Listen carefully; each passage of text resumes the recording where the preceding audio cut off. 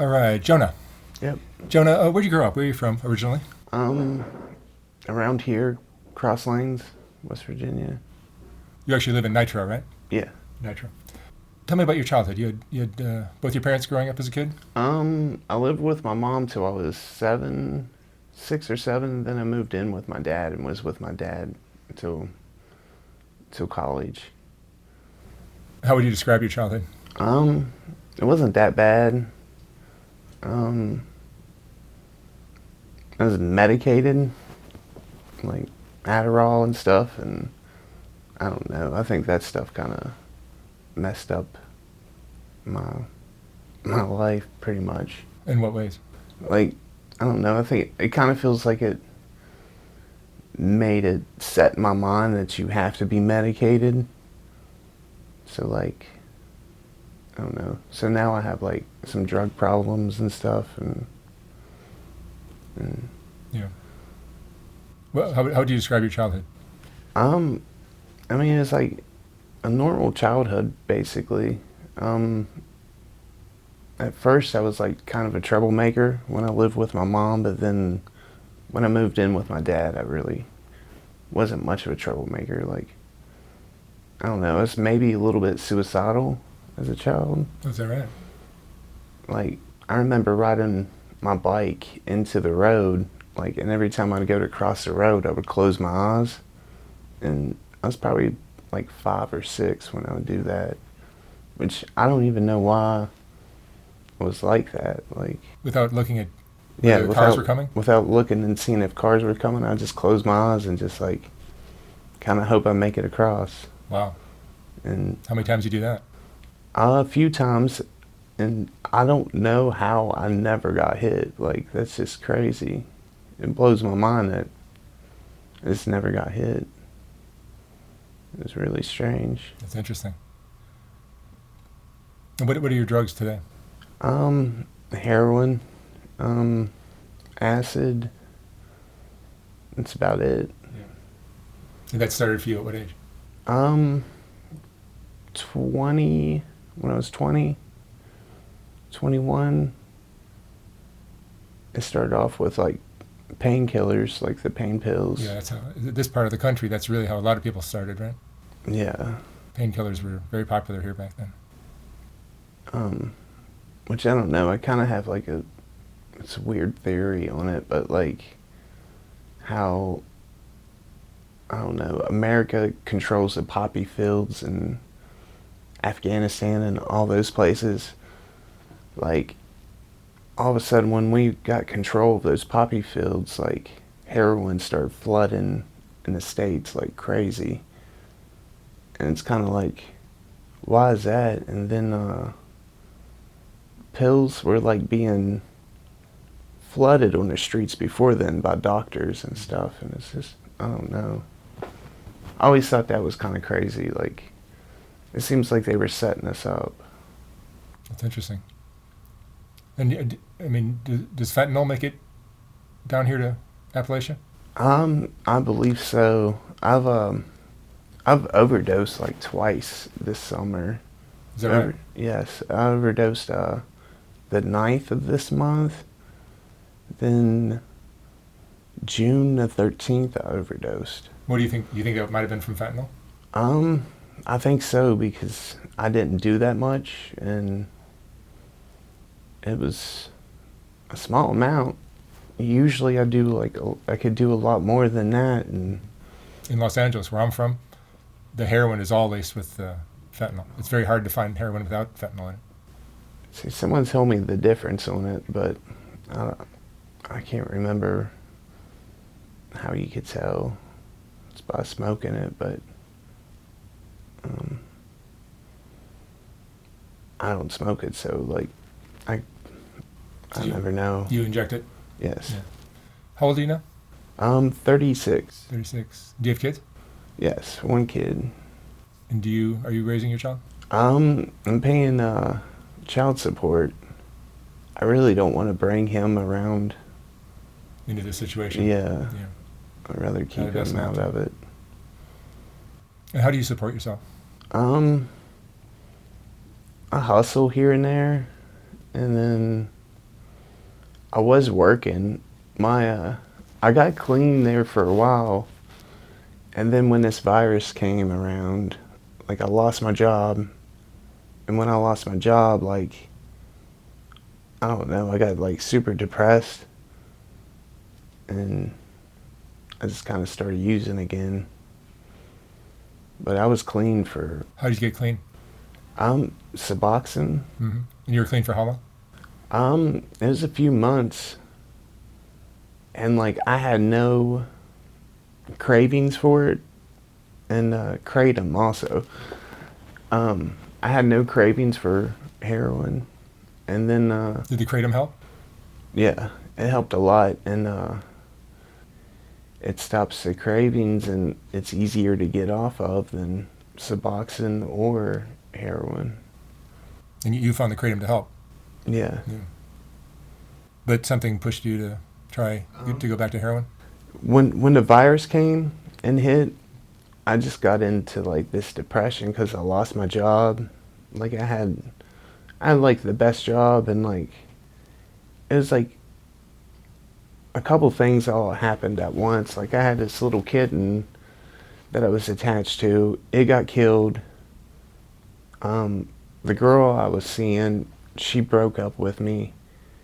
And then when I went into work, I got fired, and it was all in one day. And it just kind of like broke me down. So then like what money I had, I went and bought like 5 grams of heroin and just disappeared for a couple days. Would you say this is the lowest point in your life right now? Yeah, I've never been like this low, really. As broke as I am, like this virus just totally ruined my life, really. It just, I don't know. I felt like when it was going on and stuff, I felt like I could tell that life wasn't going to be the same anymore. And I don't know. What was the best time of your life? Um, um, I'm not for sure. It's been a while since I've had a good time of my life. Like, Do you have friends? yeah. Of your friends and people your age that you know, how many of them are addicted to drugs? I try not to hang out a lot with too many of them, but there's a few of them. There's just a handful of them that are probably users also, and then But it's very common here. yeah. What do you think the cause of? Why are so many people your age addicted? Honestly, like it almost seems like sometimes it kind of seems like a lot of people that are addicted to them were like had like really bad childhoods, like that were like molested or abused or something like that. So like, it helps them numb the pain. That's what it seems like. Because it's, I don't know, a lot of people I've talked to about like being that are abusing heroin and stuff, I talk to them and they say like basically all the same stuff, like that when they were young that someone was abusing them and stuff, and which I mean it kind of makes sense. Like I don't really hear many people saying that they were prescribed to something and then got addicted that way. It's everybody's been just picked it up. And some of it I think is boredom around here. There's like nothing to do around here. Like, I mean, the concerts, like, there wasn't many concerts going on around here, and now with COVID, there's even less to do. oh yeah. And I know a lot of people that have overdosed recently, and it's kind of crazy. One of my friends, she just overdosed the other day, And I think she's alive now. I'm really not sure. What emotions do you go through? Usually depression. Like, I'm really depressed a lot, but I'm kind of good at hiding it. When I'm around friends, I could hide it to where, because usually I don't want to talk about it. Like, I don't like to have all my business out there like that, because I don't know.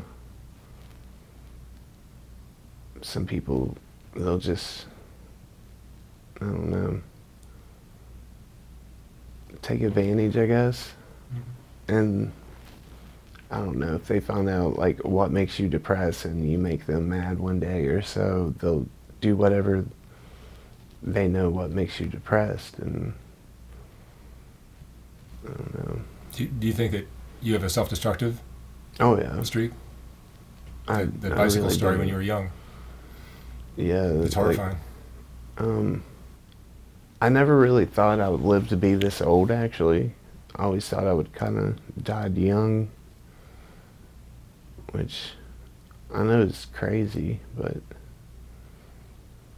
I don't know. Like, a lot of my heroes, like growing up, all kind of died young. Like Sid Vicious was one of my heroes, or one of the people I looked up to, and you know, he died like 21 or something.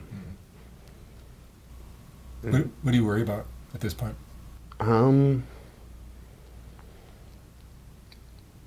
That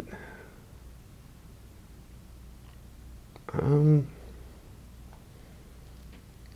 really not sure. Being homeless, basically. Worry about becoming homeless, because around here so many people become like homeless, and it's so easy to become homeless. Like, And if you're homeless here in West Virginia, typically that means you find an abandoned house, or I'm really not sure what they do. Like, I've had a lot of friends that would come and stay with me that were homeless, and they're just crashing. and They really can. but like, that's probably the one thing I'm really afraid of, is becoming homeless. Which I could feel like, I don't know, I almost feel like it's going to happen. It's just like a matter of time. Yeah, you're very close to it now. Yeah. Do you have hope for your future? I wish I did. I really don't at this moment. I don't know. I'm a musician. Like, I play guitar and stuff, and I've been trying to find a band, and just getting a band and just travel and do shows, which I know that's almost like being homeless, but I don't know. I like to travel, though. You were loved in your childhood, you feel, right? I think so, yeah. Like, my stepmom wasn't that nice towards me in the beginning, but then she became all right. I think at first she just didn't want to have to deal with raising me. So, like, which she was the reason I got put on medication when I was young, which I probably needed it, because if I was suicidal at a young age, like, I probably needed some kind of medication. But I mean, I almost still feel like I am every now and then. Yeah, well, you're taking heroin is, you can consider that almost suicidal.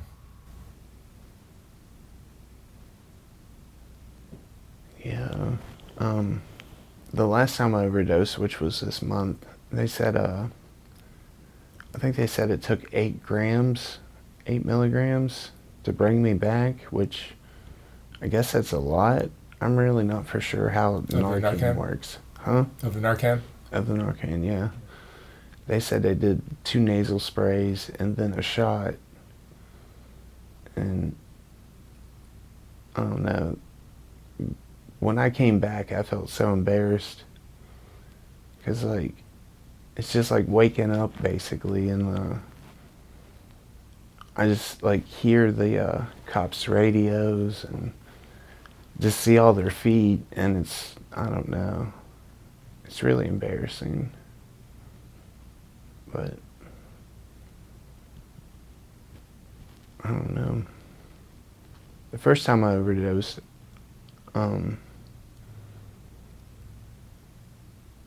it it was kind of weird. When I came back, I felt really strange. Like I felt like I wasn't here anymore. It was really weird. But they said that I had meth in my system also. Oh, really? But I think the person I was with shot me up with meth, like after I overdosed. Which was, I don't know, kind of strange. What would you say is the most important lesson you've learned in your life?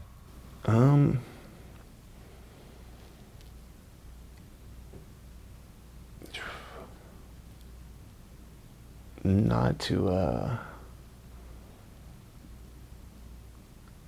to have drugs around kids, basically, because that first time I overdosed around a 4-year-old child, and it really, like, really hurt my feelings that, you know, she didn't understand what was going on. She wasn't my child, but still, like, it was just, I don't know, a child shouldn't have to see that. Yeah.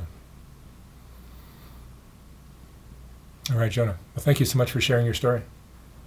You're welcome. I wish you the best of luck. Thank you. Thanks.